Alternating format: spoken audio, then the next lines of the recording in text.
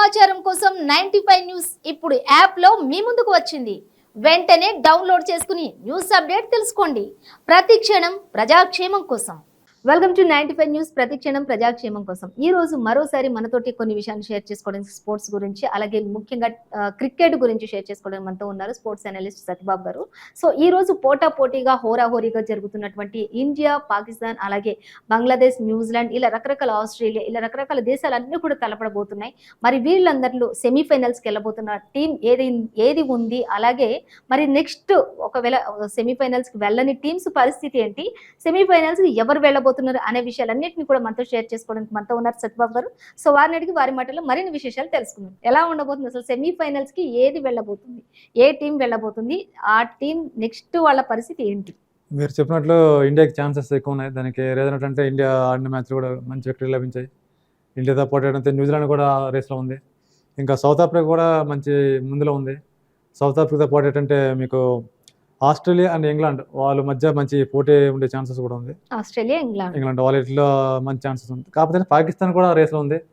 డెఫినెట్గా ఇండియా ఈసారి మాత్రం సెమీఫైనల్కి వెళ్ళే ఛాన్సెస్ అయితే బెర్త్ అయితే ఖచ్చితంగా చేసుకుంటుంది మేడం.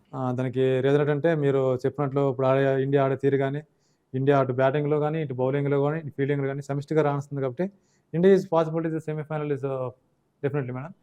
అటు న్యూజిలాండ్ కూడా తక్కువ అంచనా వేయక్కర్లేదు. ఎందుకంటే న్యూజిలాండ్ కూడా వాళ్ళు ఆడిన 12 వరల్డ్ కప్లో 8 సార్లు సెమీఫైనల్కి తీసుకొచ్చారు. అంటే వాళ్ళ నాకౌట్స్లో ఏ విధంగా ప్రభావం ఉన్నది మనం డెఫినెట్గా చెప్పవచ్చు. అయితే న్యూజిలాండ్ లాస్ట్ టైం కూడా ఫైనల్స్కి వచ్చారు. ఫైనల్స్లో జస్ట్ ఆ బాల్ రన్స్ దీనివల్ల వాళ్ళు ఫైనల్స్ కోల్పోయారు. అయితే న్యూజిలాండ్ కూడా సెమీఫైనల్ రేస్లో ఉంటుంది.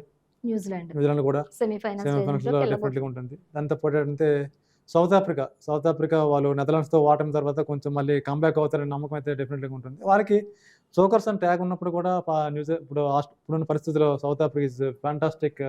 అటు బ్యాటింగ్లో కానీ, ఇటు బౌలింగ్లో కానీ, ఫీల్డింగ్లో కానీ డెఫినెట్గా చక్కగా ఉంది. అటు ఇంగ్లాండ్ అండ్ ఆస్ట్రేలియా వీళ్ళిద్దరి మధ్య కొంచెం టఫ్ ఫైట్ ఉంటుంది. వాళ్ళతో పాటు పాకిస్తాన్ కూడా ఇప్పుడు కావచ్చు కొంతమంది చూసినట్లు అలా ఎదురు చూస్తున్నారు. పాకిస్తాన్ కూడా అంటే వీళ్ళు ముగ్గురు మధ్య ఒక సెమీఫైనల్ అనేది కొంచెం ఛాన్సెస్ ఉంటుంది. అయితే మిగతా టీంలో అయితే చెప్పినట్లయితే మీకు శ్రీలంక ఛాన్సెస్ చాలా తక్కువ. శ్రీలంక ఆడిన మ్యాచ్లు కూడా ఓటమికి చాలా ఓడిపోవడం జరిగింది. ఇంకా నెదర్లాండ్స్ కూడా ఆ రేస్లో ఛాన్సెస్ చాలా తక్కువ.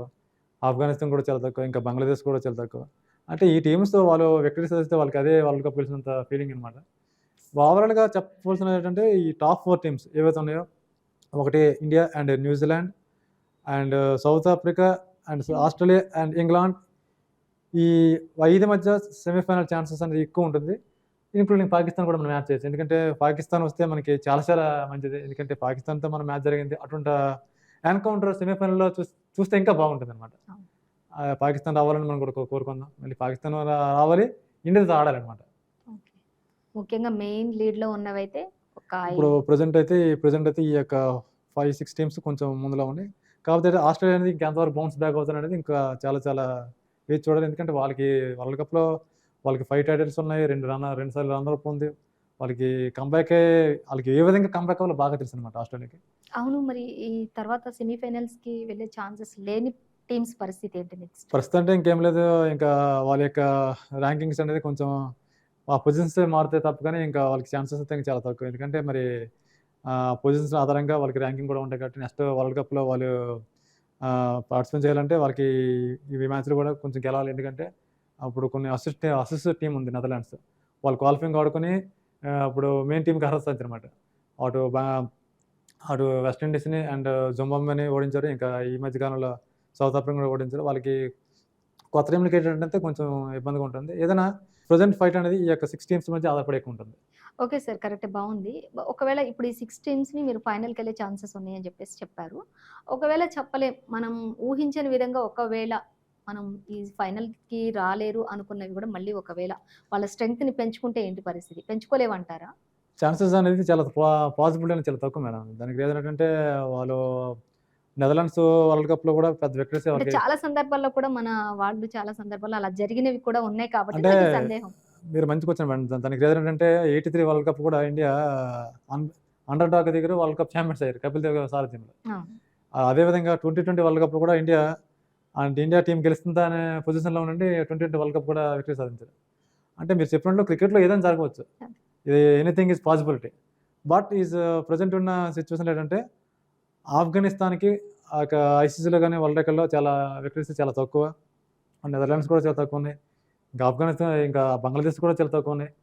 శ్రీలంక వాళ్ళ టీం ఏంటంటే ఇప్పుడైతే 2015 వాళ్ళ సంగక్కర, జయవర్ధన వెటరన్స్ ఎప్పుడైతే రిటైర్మెంట్ అయ్యారో వాళ్ళ యొక్క లోటు అనేది ఇప్పుడు శ్రీలంకకి కొంచెం ఇబ్బందిగా ఉంది. దాంతోపాటు ఏంటంటే శ్రీలంకలో అందరూ యంగ్ స్టార్స్, వాళ్ళకి ఇంటర్నేషనల్ ఎక్స్పీరియన్స్ చాలా తక్కువ అనమాట. వాళ్ళు బాగా ఆడుతున్నారు అయినప్పుడు కూడా విజయం అనేది దక్కట్లేదు అనమాట. వాళ్ళకి పాసిబిలిటీ కానీ కొంచెం చాలా తక్కువ. కాకపోతే ఏంటంటే వాళ్ళు ఒక 3-4 వికెట్లు సాధిస్తే వాళ్ళకి నెక్స్ట్ టైం ఇన్స్పిరేషన్గా ఉంటుంది అనమాట. సెమీఫైనల్స్కి వెళ్ళే టీమ్స్ ఏవైతే ఉన్నాయి అనే దాని గురించి మనకి ఎంతో చక్కగా వివరించారు. సో అలాగే మరో ప్రత్యేక కార్యక్రమంతో మళ్ళీ కలుసుకుందాం. అంతవరకు చూస్తూనే ఉండండి 95 న్యూస్.